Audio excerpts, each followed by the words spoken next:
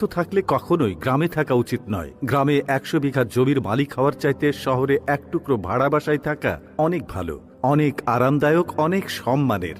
গ্রামে স্থায়ীভাবে বসবাস করাটাকে কোন সূচকে এগিয়ে রাখা যায়? আসলে এখানে বেশিরভাগ মানুষ এতটাই টক্সিক যে তারা নিজেদের ব্যক্তিগত জীবনের চাইতে আপনার জীবন নিয়ে বেশি চিন্তিত।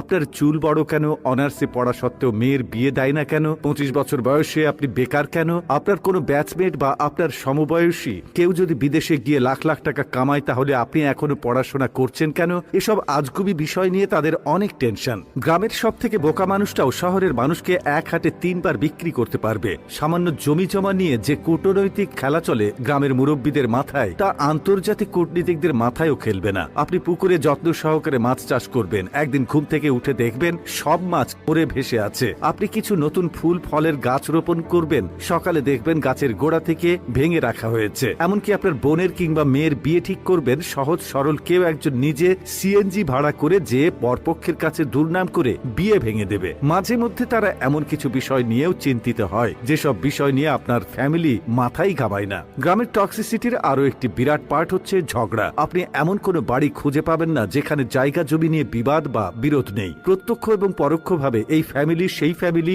একজন আরেকজনের সাথে ঝগড়ায় লেগেই থাকে। ১ ইঞ্চি জায়গা জমি নিয়ে মামলা, মোকদ্দমা, অশ্লীল ভাষা